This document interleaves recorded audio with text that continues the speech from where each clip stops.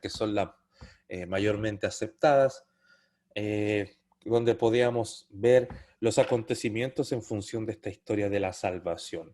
Entonces ahí datábamos el Pentateuco, que nos narra la creación, etcétera. Obviamente esta es la fecha donde se calcula que los relatos del Pentateuco ya estaban dando vueltas. Y ahí tenemos, ¿no? Cómo la humanidad cae, el Señor decide redimir, la forma un pueblo para hacer llegar al Salvador.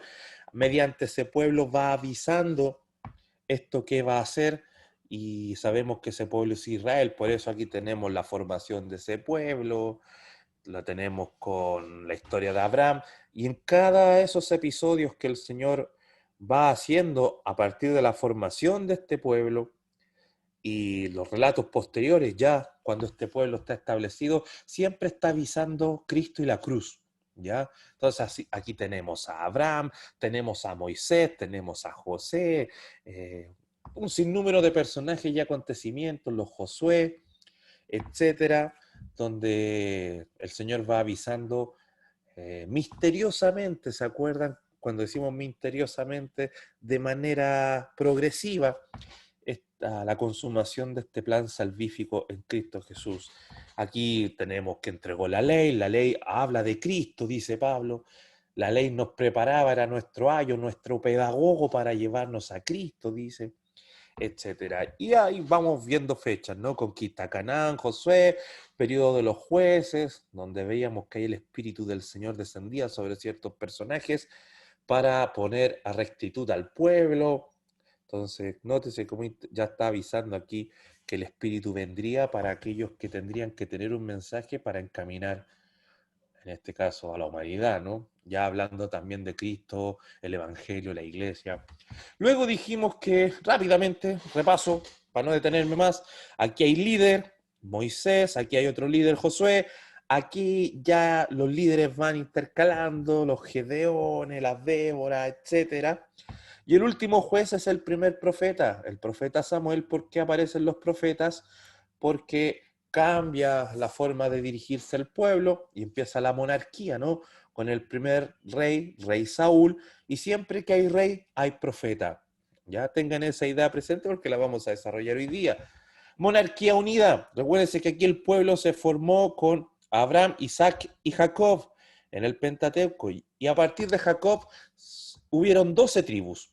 Israel está compuesta por 12 tribus, entonces siempre 12 tribus, 12 tribus, aparece la monarquía siempre será con esas dos tribus.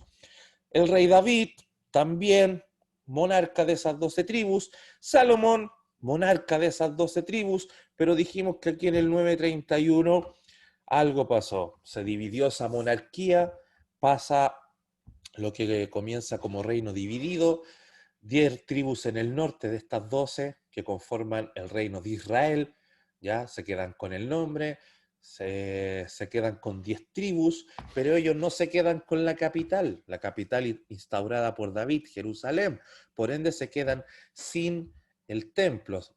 Y al no tener templo tienen que formar una nueva capital, tampoco al tener Jerusalén, y ahí está esta capital Samaria, ¿no? Reino del norte, reino de Israel, también se le conoce así.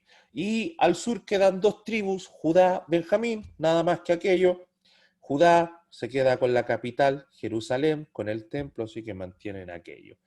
Entonces comienza esta historia del reino dividido y el Señor tanto a los reyes del norte como a los reyes del sur, porque ambos reinos van a tener sus monarcas, empieza a mandarles profetas, profetas, profetas, hasta que el Señor enjuicia a estos reinos porque nunca hicieron la voluntad de Él, nunca cumplieron su ley. Y ahí ya en el 722 teníamos que cae el reino del norte, las 10 tribus que componían el reino del norte, aquí está la monarquía unida, aquí están las 12 tribus que componían la monarquía unida, a la izquierda del mapa, a la derecha ya cuando queda con el reino del norte, el reino de Israel, y el reino del sur, el reino de Judá, aquí ya cuando se agrupan en dos reinos, ¿ya? Y aquí tenemos que este reino de Israel con capital en Samaria, finalmente, ¿qué pasa? Cae en el 722 a.C. Esas 10 tribus caen en manos de Los asirios, dijimos, ¿ya? Y los asirios, ¿qué hicieron? Mezclaron razas, así que dejaron de ser judíos puros, dejaron de ser 100% judíos, de ahí que los dos tribus que quedan ahora, Judá y Benjamín, son las que mantienen el linaje. Y si mantienen el linaje, a través de ellos puede llegar el Mesías, porque el Mesías tiene que ser 100% judío. Entonces aquí ya empezaba esta realidad de judíos A, judíos B, como decíamos, los Coca-Cola, los Mac-Cola, así, Fruna-Cola, y para los que alguna vez teníamos menos queso, Casablanca, 3 litros por 500. Lo he dicho antes. Entonces, ¿por qué siempre toco esto? Porque hay que proyectarlo hacia el Nuevo Testamento, que es nuestro tema, po. Porque ¿qué pasa? Una vez Cristo se encuentra con una mujer que era de la capital del reino del norte, de Samaria. Y si es samaritana es una judía impura, porque los asirios los mezclaron y dejaron de ser judíos 100% judíos, entonces eran como los judíos categoría B. Entonces la samaritana le pone todo esos rollos a Cristo. Tú soy judío, yo no, tú la ley, yo no, tu papá en un monte, yo, tu padre en unos montes, yo en otro monte. Y el Señor le dice, ya, samaritana, si eso nunca fue el plan de Dios. Créeme que no habrá monte, ni antepasados, ni ropa. El Señor quiere adoradores con el espíritu correcto, el espíritu verdadero, con esos temas. Un tema a analizar bonito. ¿Qué pasó? Bueno, el reino del sur siguió un poquito más nomás, porque, porque es importante considerar el 612. En el año 612 rápidamente cae Nínive. ¿Qué es Nínive? La capital de los asirios. Aquí está el imperio asirio, este imperio que hizo caer al reino del norte, y cae Nínive. Ahí está Nínive, ¿no? ¿Y quiénes hicieron caer Nínive, es decir, al imperio asirio? Los babilonios. Aquí está y aparece un nuevo imperio en nuestra historia. Y obviamente los babilonios suben acá al norte, conquistan Nínive, conquistan el imperio asirio rápidamente, y la gran meta de ellos es llegar a Egipto. Se van por acá porque no pueden irse directo hacia Egipto porque está el desierto de Arabia. Se van por acá y conejeando, como dirían en el campo. ¿Y por dónde tienen que pasar? Por nuestro querido reino del sur. Las 10 tribus del norte ya no quedan, no existen. Los asirios fueron quienes las invadieron. Ahora los asirios caen y los babilonios tienen que pasar nomás, déjanos pasar Egipto. Y anda un profeta ahí llamado Jeremías diciendo, dejen pasar a los babilonios, dejen pasar a los babilonios quieren llegar a Egipto, esa es la tierra que ellos quieren. Y finalmente ellos dicen, no, si les vamos a hacer la pelea. ¿Y qué pasó? Obviamente los babilonios entran a este reino del sur, a las 2 tribus que quedan del sur, y se las llevan deportadas o se las llevan cautivas en 3 deportaciones. Una en el 605, la segunda en el 597 y la última con la destrucción total del templo. Ahí Jeremías, ¿no? Y cabot, dicen en el hebreo. La gloria se fue, porque los babilonios destruyeron el templo. Así que Judá, las 2 tribus del sur, Judá y Benjamín, lo que quedaba de la monarquía total de Israel, también se nos fue a la vez. Ahí están las deportaciones, quienes se fueron, etcétera, los pasajes bíblicos que aportan a aquello. Ahí está la quema del templo, ahí está la salida, aquí está la ruta que hicieron desde las tribus del sur. Acá está Reino de Judá hasta Babilonia. Pero hay que decir algo importante, ellos se fueron cautivos. A diferencia de los asirios, los babilonios no mezclaban razas. Entonces se fueron todos para Babilonia.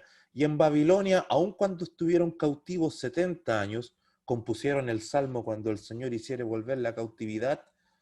Dice, seremos como los que sueñan. Es un salmo del cautiverio, ¿no? Cuando el Señor nos saque de aquí, dice. Y después la hicieron canción no sé dónde, ¿ya?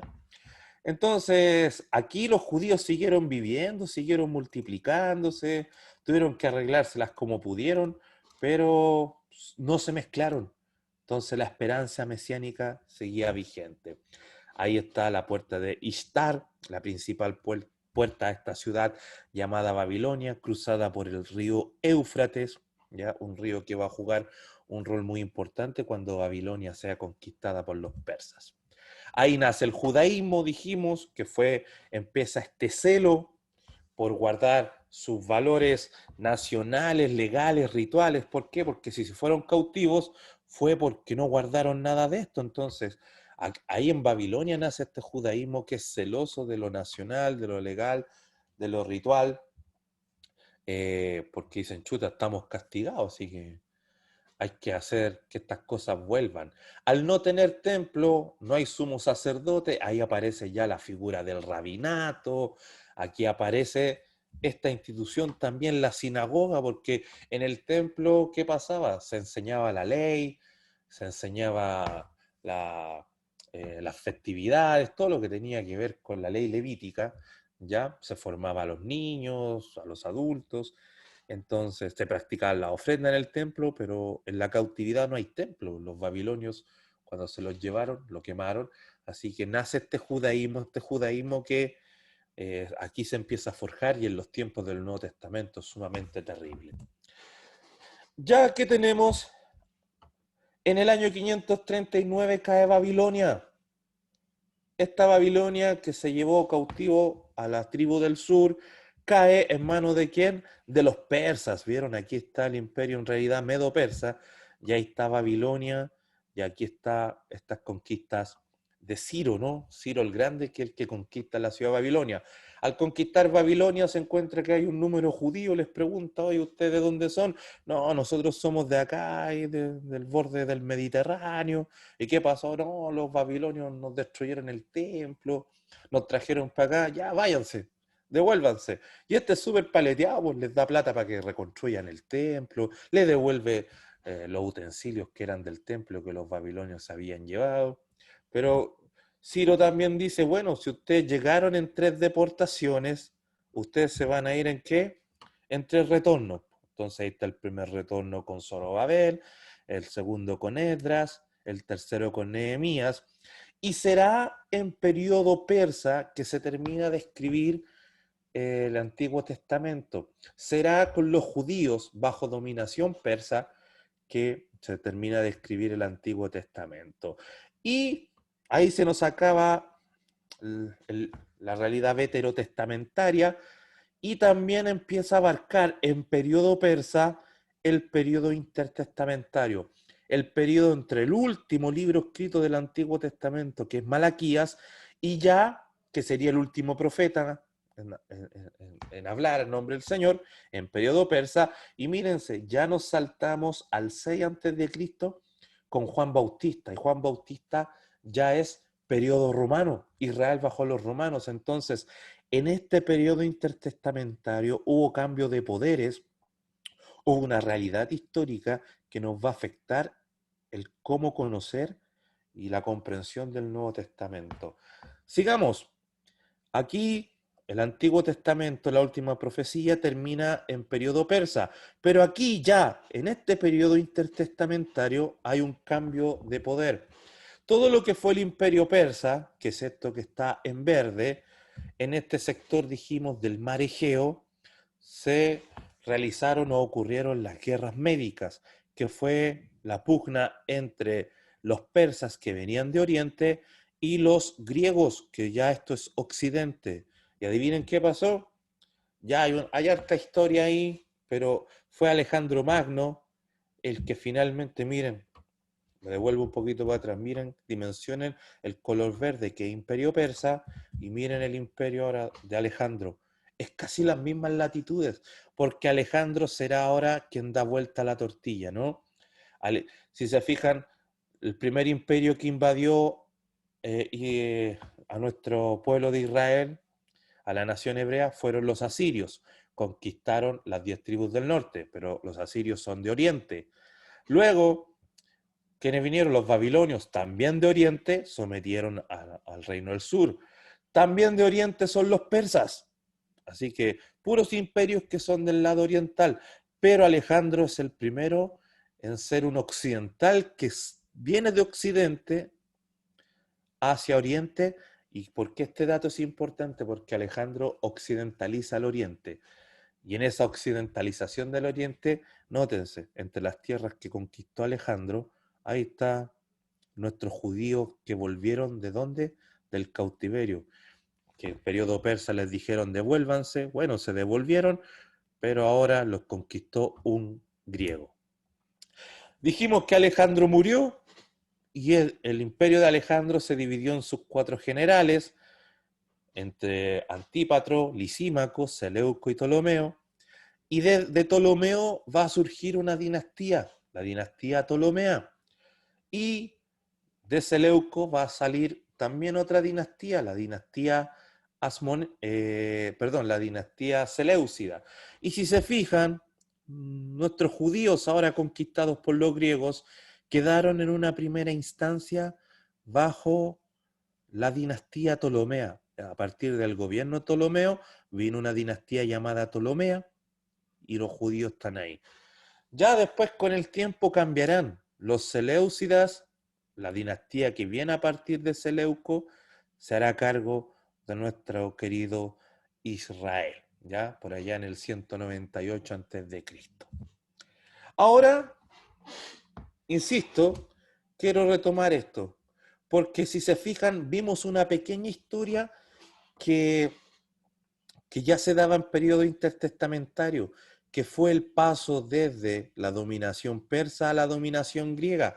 Eso ya es netamente periodo intertestamentario y ahora nuestros judíos están bajo dominación griega, que va a durar harto tiempo. ¿Y qué pasó? Ya vamos entendiendo un poquito con respecto a cómo fue esta influencia griega en la comprensión del Nuevo Testamento, ¿no? Aquí yo les puse, y les pido por favor que me ayuden, porque quiero leerlo, ¿no? Desde las conquistas de Alejandro Magno, es decir, desde aquel que pasó de Occidente a Oriente y que occidentalizó el Oriente, Alejandro él quería un imperio griego macedónico. Así que a diferencia de los persas, que ellos eran muy tolerantes con las religiones de los demás, todo, es Alejandro el que les impone una filosofía. Alejandro, que fue discípulo de Aristóteles, ¿no? Alejandro les impone una lengua que es griego. Alejandro les impone los dioses que deben adorar. Entonces, la tierra del pueblo judío y otras más, pero nuestro centro es Israel, porque a través de Israel el Señor va llevando a cabo este plan salvífico, va encaminando la historia hacia Jesucristo y el Evangelio. Aquí hay un cambio bien fuerte y que va a golpear harto el Nuevo Testamento, porque yo les puse acá desde las conquistas de Alejandro y después vinieron los Ptolomeos, los Seleucidas, como les comentaba. Para los judíos fue un periodo de considerable actividad religiosa, política e intelectual, porque se las impusieron. No resulta sorprendente que a partir de este periodo aparecieron notables conjuntos de producciones literarias, muchas de las cuales aún existen. Las pueden buscar, las pueden leer. Dichas obras son de naturaleza religiosa, pero con matiz occidental, consistiendo en literatura sapiencial, relatos patrióticos, hechos históricos y obras apocalípticas, y fueron escritas en hebreo, arameo y en griego. ¿Y qué yo les presento acá? Les presento una lista de todos los que se llaman libros apócrifos. Son libros que tienen que ver con historias del Antiguo Testamento, pero con esta influencia griega como que se malformaron.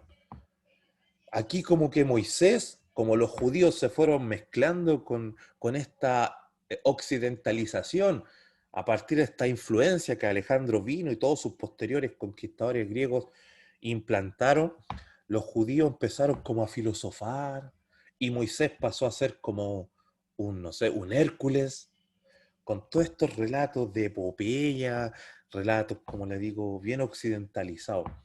¿Y dónde está lo importante de esto? Es que estos libros apócrifos hay que conocerlos a veces porque están ahí en el mundo neotestamentario.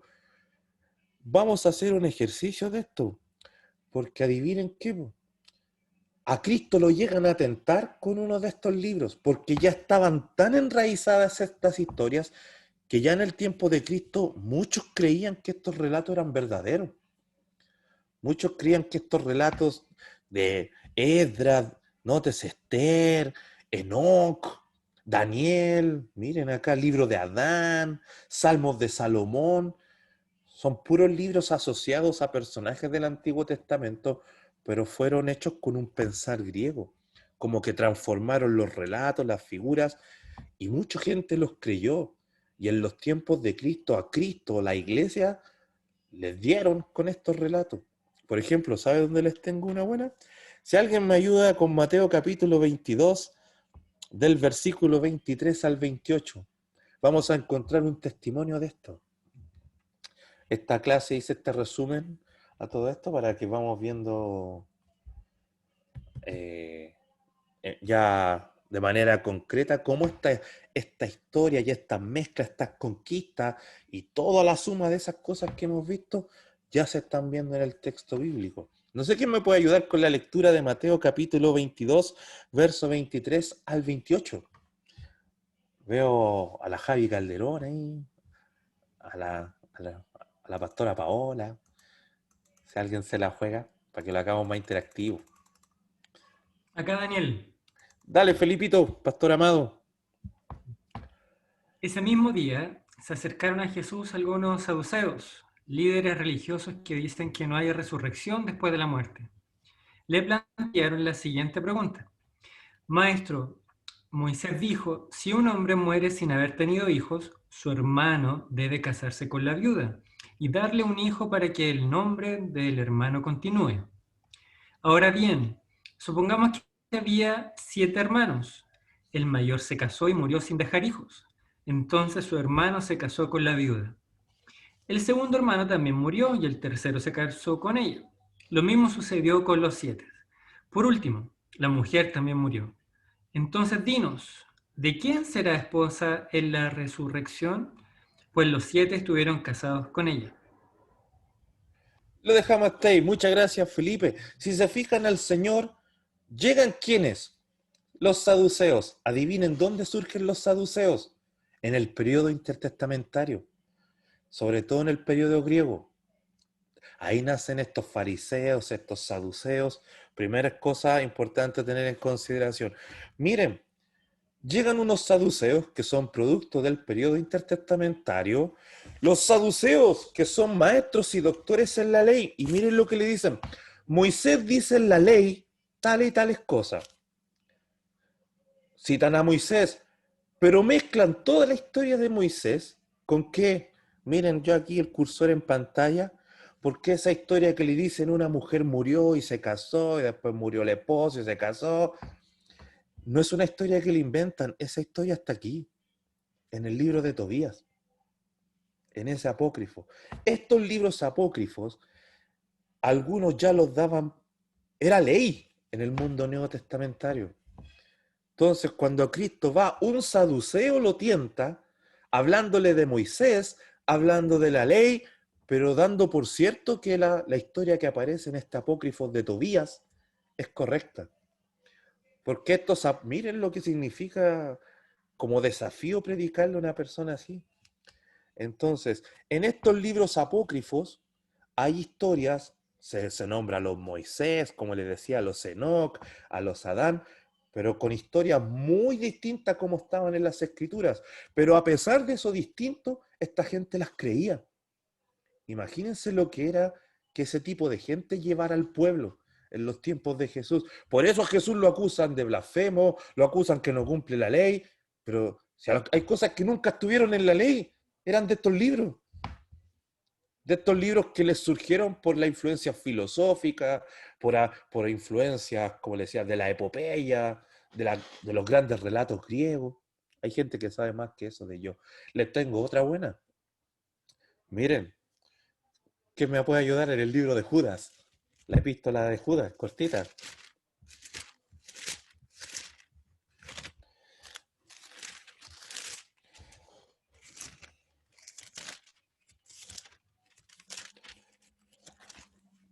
A ver, Javi, ya la jo Javi. Le voy a pedir que me ayude a leer, que la estoy viendo en pantallita. si vamos a la epístola a Judas, Javi, puedes leer el versículo 6. Tiene un solo capítulo Judas, así que el versículo 6. Versos 5 y 6, perdón. Sí, ayúdame con el 5, creo que nos va a ayudar. Ya. Dice así: Mas quiero recordaros que ya una vez lo habéis sabido, que el Señor, habiendo salvado al pueblo sacándolo de Egipto, después destruyó a los que no creyeron, y a los ángeles que no guardaron su dignidad, sino que abandonaron su propia morada, los que ha guardado bajo oscuridad, en prisiones eternas para el juicio del gran día. Hasta ahí nomás. Mira, Judas está hablando de los falsos maestros. Y él dice, ustedes ya saben que el Señor dice, una vez que sacó al pueblo de Egipto, destruyó a los que no creyeron. Así que tal cual destruyó a los que no creyeron cuando sacó al pueblo de Egipto, va a destruir a estos falsos maestros. Hasta ahí cita un relato que es verídico. Pero el verso 6 dice, y los ángeles que no guardaron su dignidad, es decir, que no se mantuvieron como ángeles, sino que abandonaron su morada de ángeles, los ha guardado bajo oscuridad en prisiones eternas para el juicio del gran día.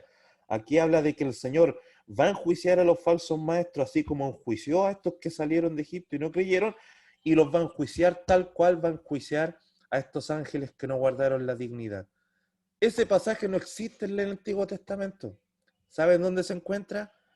En Primera de Enoc, que es un libro apócrifo.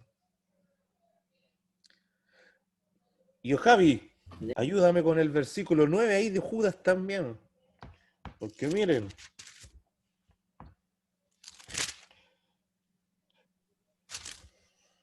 ¿Lo leo nomás? Sí, por favor. Ya, dice así. Pero cuando el arcángel Miguel contendía con el diablo, disputando con él por el cuerpo de Moisés, no se atrevió a proferir juicio de maldición contra él, sino que dijo: El Señor te reprenda. Nuevamente Judas está hablando de estos falsos maestros y está diciendo que son tan carepalos que ellos maldicen, ellos tiran maldiciones sobre la gente y dice que ni el arcángel Miguel, cuando contendió con el diablo, disputándose el cuerpo de Moisés, ni siquiera el arcángel Miguel hizo esa cosa. La pregunta es, ¿dónde está el pasaje que nos habla que el arcángel Miguel se disputó el cuerpo de Moisés con Satanás, con el diablo? Tampoco está en el Antiguo Testamento. Era una historia que está aquí. Hay un libro, déjenme buscarlo. Aquí está. ¿Lo ven con el puntero? La asunción de Moisés. Era un apócrifo. Nótese, Judas tiene que ejemplificar con esos relatos, aunque no son verídicos, pero están tan arraigados que, que lo ocupa para ilustrar lo que el Señor va a hacer con los falsos maestros. Es como que yo estuviera en el sur de Chile, y siempre digo eso, ¿no? Y está tan arraigado el relato, quizás eso es parte de la mitología del sur, pero oye, el Señor va a venir y se va a llevar a su iglesia como el caleuche se lleva a la gente. O sea, está tan arraigada la historia. ¿Ah? Yo soy hijo del Chauco. Ah, no. Con los feitos. ¿Ya? Es como que está tan arraigada las historias. Miren lo que es el desafío de los predicadores, de los que llevan el mensaje cristiano, que tienen que primero hacerse cargo de toda esta realidad de relatos mal formados, de relatos que no están que no son parte de las escrituras, para poder plantear el evangelio como corresponde. Entonces, será en este periodo griego, periodo intertestamentario, donde está toda esta producción de libros y que están ahí en el Nuevo Testamento y que a veces hay que tenerlos en consideración porque la gente lo creía y los argumentos neotestamentarios van en función también de corregir aquellas realidades. Sigo en periodo intertestamentario porque dijimos que aquí estaban los persas y el Antiguo Testamento terminó con periodo persa y ya en el periodo intertestamentario pasamos de persas a griegos. Pero en el mismo periodo intertestamentario tenemos otro cambio, que Israel pasa de dominación griega a dominación romana. Y ahí nos estamos acercando ya al mundo Nuevo Testamento. Aquí está la extensión del Imperio Romano. Con esto terminamos en la clase anterior, ya con el primer emperador, que es Augusto. Vamos a hacer un pequeño repasito así histórico para contextualizarnos y entrar ya a seguir con la materia. Roma fue el tercer periodo de la antigua civilización. Roma fue monarquía, después pasó a república, y miren, en el 27 a.C. pasó a ser imperio. Me devuelvo un poquito. Miren, cuando termina el periodo intertestamentario, cuando el Señor comenzó a hablar nuevamente con voz de profeta, o en voz de un profeta, perdón, con Juan el Bautista y Juan Bautista del 6 a.C. Y nótense, el imperio empezó el 27 a.C., así que Roma comienza a ser imperio y queda muy poco para que Juan comience a profetizar y termine el periodo intertestamentario entre Malaquías y Juan. Aquí tenemos una lista de todos los emperadores, ¿ya? Del primer y segundo siglo, porque el primer emperador va a ser Augusto, ¿ya? Octavio Augusto, César Augusto. ¿Y por qué lo destaco en rojo? Porque él gobernó entre el 27 a.C. y el 14 después de Cristo. Será bajo Augusto, miren, que fue precisamente cuando Roma comenzó a gobernarse, ya no con monarquía ni con república, sino con imperio. Mire, el primer emperador es Augusto, el 27 antes de Cristo, hasta el 14 después de Cristo, y es el primer emperador que rige Roma ya como imperio, que son los relatos de Cristo y su nacimiento, ¿no? Su anunciación y su nacimiento. Obviamente es Augusto el emperador en los tiempos de Juan. El divino Augusto, porque este es una deidad, ¿ya? Aquí en estos tiempos, ya con emperadores, los emperadores pasaron a ser divinidades, desde el primero. Lo usaron a manera política, pero ya tenemos que Augusto es el primero, ¿ya? Si se fijan, les destaqué el segundo, Tiberio. Muere porque Tiberio gobierna entre el 14 y el 37, y Tiberio es quien gobierna para el ministerio público del Señor.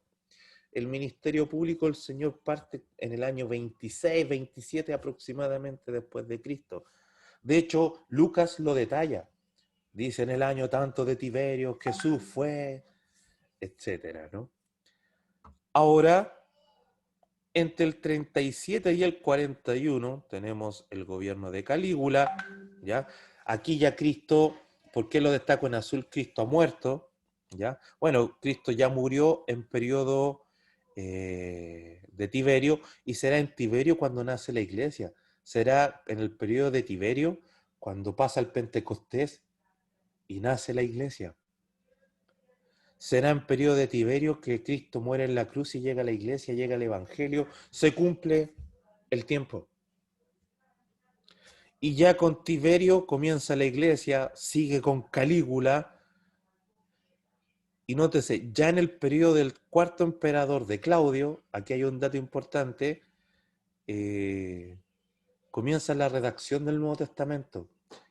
Para mí el primer libro es Mateo con Santiago. Ahí se disputan cerca del año 44, 45 después de Cristo. Es decir, bajo Claudio se empieza a redactar el Nuevo Testamento, ¿ya? Y será con Nerón, entre Claudio y Nerón, donde está la mayor productividad de escritos neotestamentarios. Por ejemplo, en el periodo de Claudio tenemos Mateo en el 44, Santiago en el 44, tendremos Gálatas en el 47 al 49, tendremos Primera y Segunda Tesalonicenses, Primera Corintios, y ya en tiempos de Nerón tendremos Segunda Corintios, tendremos Romanos, tendremos Efesios, Filipenses, Colosenses, Filemón, tendremos las dos a Timoteo, Tito, tenemos la epístola a los Hebreos, tenemos la epístola a Judas, primera y segunda de Pedro, tenemos todo, casi la gran producción. Y de ahí nos saltamos a Domiciano, porque será en el periodo de Domiciano que Juan escribe su literatura. Aquí se escribe el Evangelio de Juan, Primera, segunda, tercera de Juan y el Apocalipsis.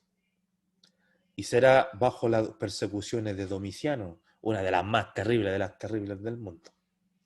Entonces aquí, bueno, estas fotitos de Augusto, a todo esto. Aquí es donde ya se empieza a forjar la redacción del Nuevo Testamento y el testimonio de la iglesia y de los primeros cristianos, ¿ya?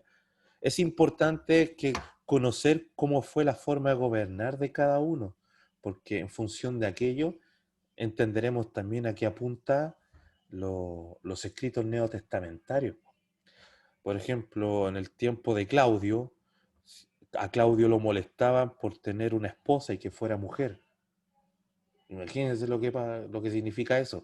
Pero ya Nerón desata la terrible persecución, porque en el año 64 se incendia Roma y le echa culpa a los cristianos. Así que son libros que tienen que dar esperanza en esa persecución, etc. Lo mismo Domiciano. Domiciano es perseguidor de la iglesia. Entonces Apocalipsis es un libro esperanzador. Hay que perderle el miedo al Apocalipsis. Es súper bonito ese libro. Aquí tenemos un poquito, les quiero citar algunas ideas que no son propias de algunos autores, de por qué el Señor en periodo romano y llevó toda la administración del tiempo y de la historia a que fuese en periodo romano la llegada de Cristo, del Evangelio y la aparición de la iglesia. Aquí tenemos, conforme a Gálatas 4:4, que nosotros ya lo estudiamos, no fue por accidente que Jesús vino al mundo durante la dominación romana de la Palestina, sino por el contrario, esto sucedió conforme a la plena potestad y soberanía de Dios. Más que estudiado, así que avanza. Miren lo que nos dice, lo voy a decir, sí, tengo que ser honesto, ustedes son mis amigos, los quiero. Lo que dice John MacArthur,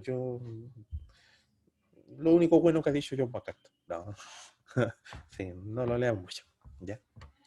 Pero aquí la frase vale. En el tiempo de Dios, cuando las condiciones exactas a escala religiosa, cultural y política requirieron el cumplimiento de ese aspecto de su plan perfecto, Jesús vino al mundo. Tenemos el testimonio de otros, y aquí les puse un historiador cristiano, Jackson, que dice, hablando desde el punto de vista humano, no es difícil imaginar que el cristianismo no hubiera podido hacer progreso en cualquier periodo anterior de la historia de la humanidad.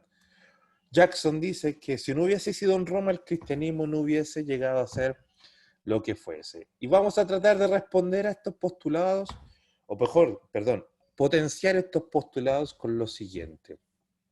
¿Por qué fue tan beneficiosa la dominación romana? ¿Por qué Dios quiso que fuese Roma? ¿Por qué llevó todas las cosas y dijo ya en periodo romano, que ustedes van entendiendo que Roma es la suma de toda la historia que hemos revisado?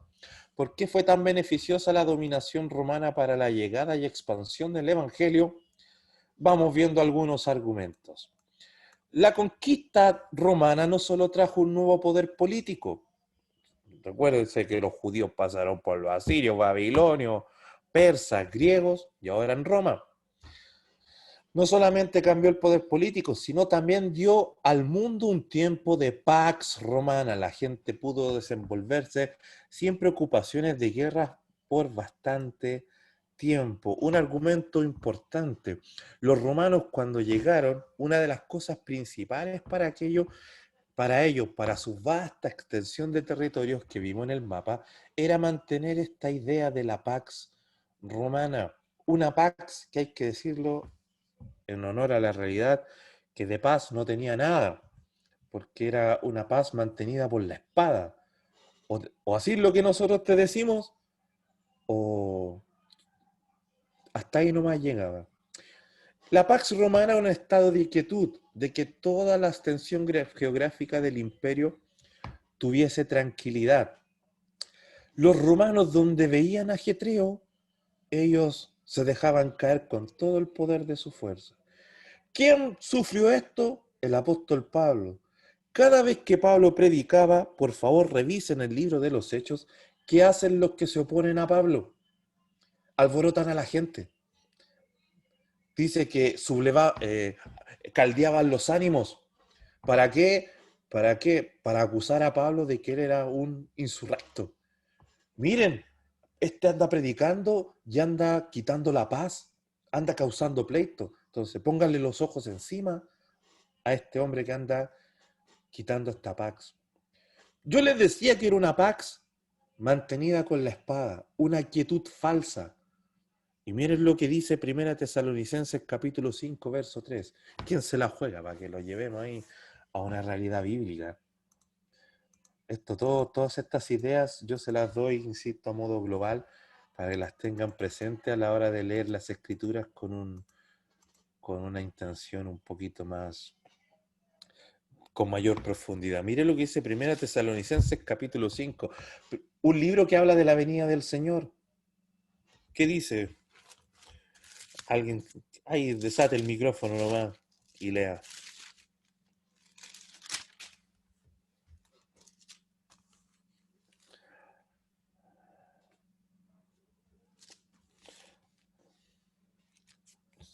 Primera Tesalonicenses 5:3. A la una, más.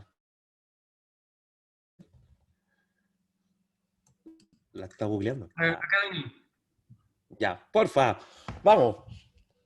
Cuando la gente esté diciendo, todo está tranquilo y seguro, entonces le caerá encima la catástrofe tan repentinamente como le vienen los dolores de parto a una mujer embarazada, y no habrá escapatoria posible. Muchas gracias, Pastor Felipe. Reina Valera dice, cuando oigan paz y seguridad, ¿qué va a pasar? Va a venir la hecatombe, un símil de la realidad romana. Y Pablo lo está llevando a cuando Cristo venga.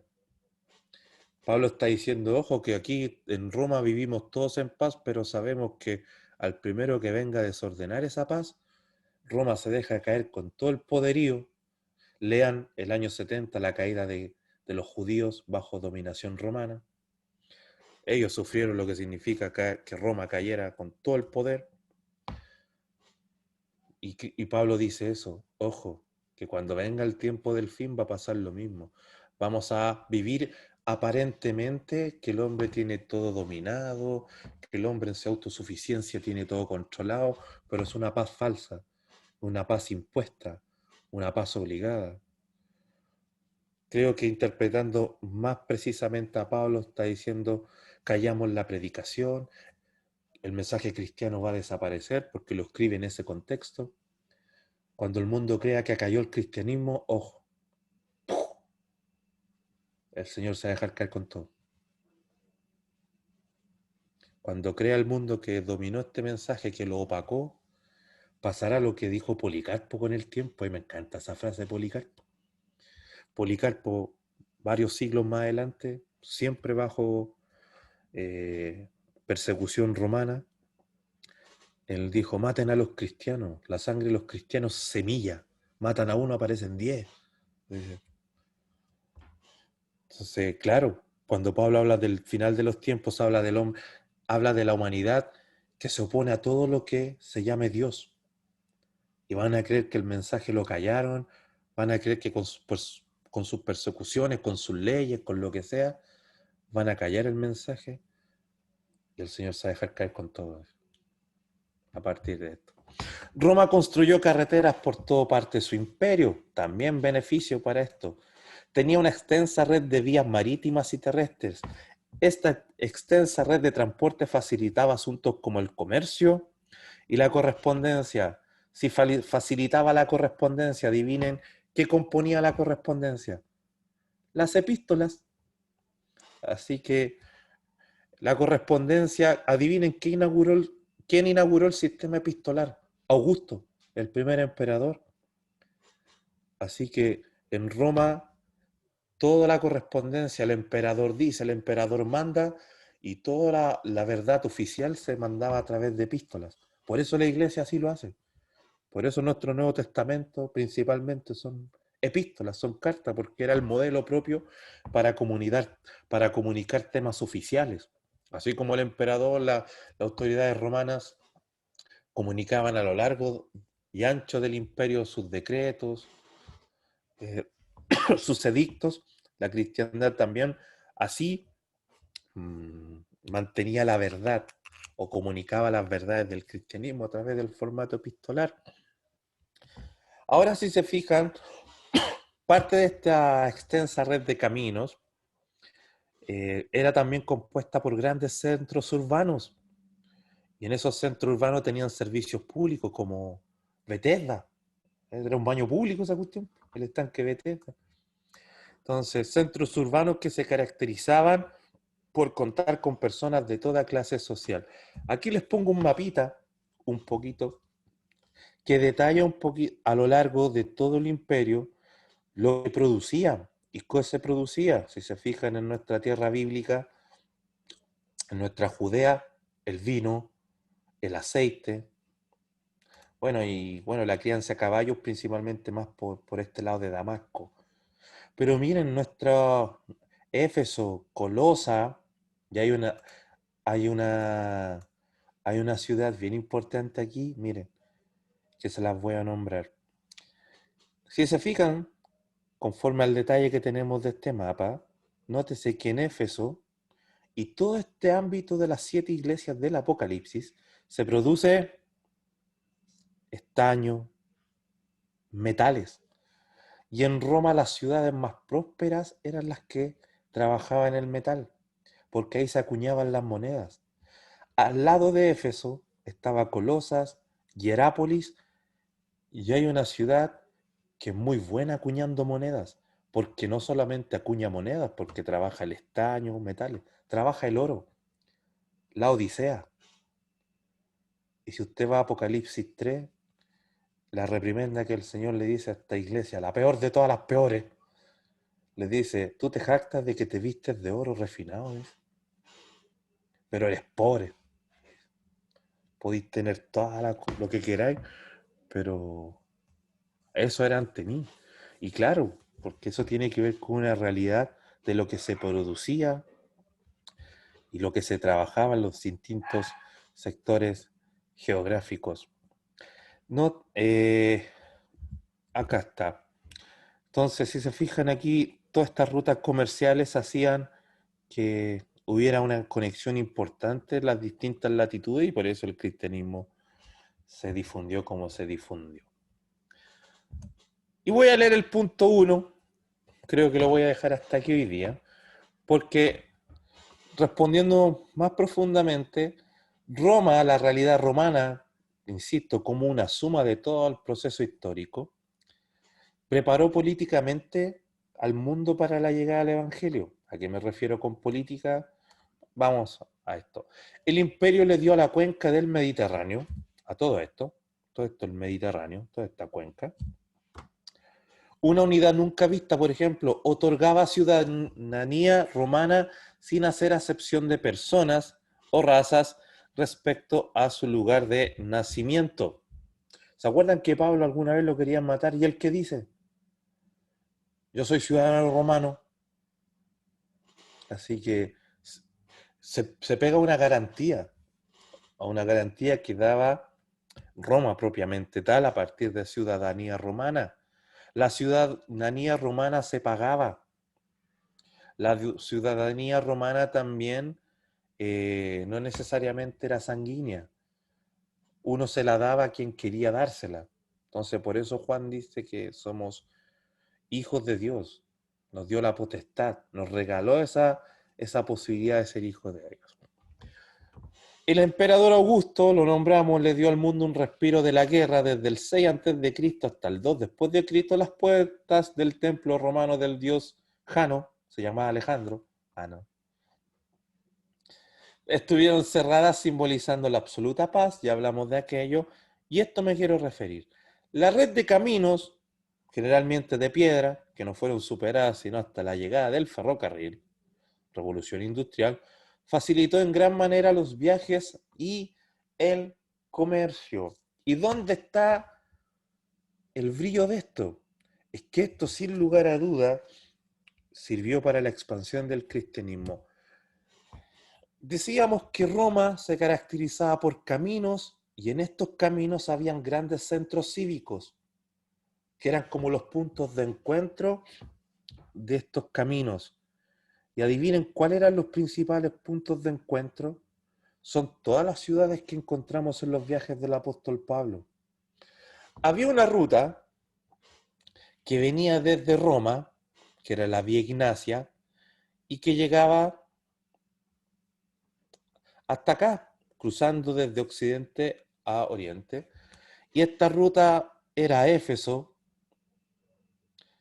era Colosa, y miren, Antioquía de Pisidia, Iconio, Listra, Derbe y Antioquía de Siria, que son todas las ciudades que Pablo visita cuando hace su primer viaje misionero. El apóstol Pablo siguió la ruta y se metió a estos grandes centros urbanos a predicar el Evangelio. Miren, aquí está el segundo viaje misionero de Pablo.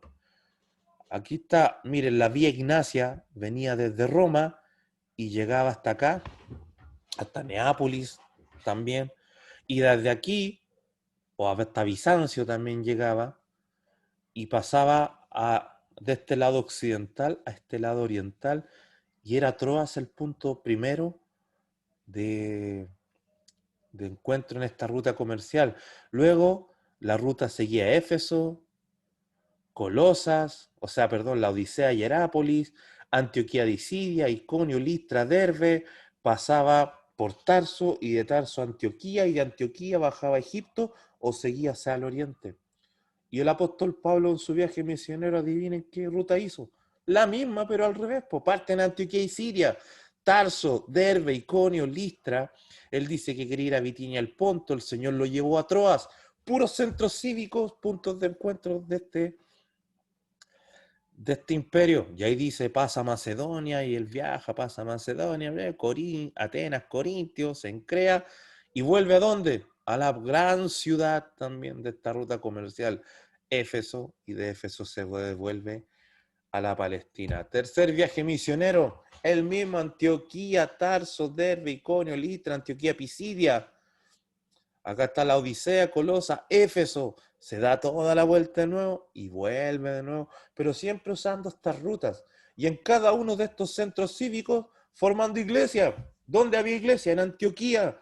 Había creyentes en Derbe, en Listra, en Iconio, en Antioquía, Pisidia. Lean los viajes misioneros de Hechos capítulo 13 a Hechos capítulo 21. También había iglesia en la Odisea, en Colosa, había iglesia en Éfeso, había creyentes en Troas, había creyentes por todos lados. O sea, Pablo se fue por las grandes rutas, ¿no? No se fue. Siempre me ha llamado la atención a eso. El apóstol Pablo no se fue con chicas, siempre he dicho eso. Como que siempre lo llevo a esta realidad. Yo tengo un programa los días jueves a las 21:30 por Facebook. Pero a veces digo, Señor, me falta eso paulino. Yo estoy con Facebook, ahí piola. Este se fue a meter al TVN, al tiro, al canal 13. Se fue así a la radio Pudahuel, oiga, déjenme predicar. Así se fue a las grandes, a lo grande, al tiro, a las grandes ciudades. No partió con cositas chicas, así. Así que eso. Yo les felicito que hayan subido el disco a Spotify. A lo grande, al tiro. A lo grande, sí, así que, wow. Y por último termino este punto. Al mismo tiempo que reinaba la Pax, regía también la Lex, ¿ya? Que es estas leyes que regulaban el derecho público, el derecho privado, el derecho internacional. Y aquí tenemos todos estos pasajes, ¿ya? Donde en la cristiandad se cita todas las veces que se hizo uso de este derecho romano, de esto de que los cristianos somos parte del imperio, pero no nos pueden pegar porque soy ciudadano romano. Aquí los abusos que cometieron con Pablo, no consideraron su ciudadanía romana, las veces que él zafó de la muerte, él pidió audiencia con César, etcétera, etcétera. Así que yo creo que lo dejo hasta ahí, ¿sí? Ya cumplí la horita, un poco menos de la hora que contemplamos. Y ya en la próxima semana vamos a seguir respondiéndonos con la preparación intelectual, porque intelectualmente sabemos que es un mundo más griego que romano, sabemos la historia, llegó la lengua griega, vamos a ver cómo se usa, vamos a ver también que con Alejandro llegó un panteón, unos dioses determinados que después los romanos solamente le cambiaron el nombre, las características se mantuvieron. Vamos a ver que llegaron formas de jerarquizar la sociedad y vamos a ver cómo esas jerarquías de la sociedad influyen en la comprensión del texto neotestamentario. Terminamos de ver esto la próxima semana y empezamos a sacar algunas conclusiones también para nuestras lecturas actuales, ¿no? Pero creo que el objetivo se está cumpliendo. Tenemos que entender el mundo neotestamentario, lo que pasaba ahí, entender qué ocurría, a partir de qué, como consecuencia de algo anterior, para poder después hacer las buenas lecturas a nuestro tiempo, que es importante. Y también sacar un poquito reflexiones de qué significa que el Señor administre los tiempos. El Señor nunca ha dejado de hacer eso, lo sigue haciendo. Con pandemia, tranquilo, todo eso está en la mano del Señor. El Señor administra las cosas.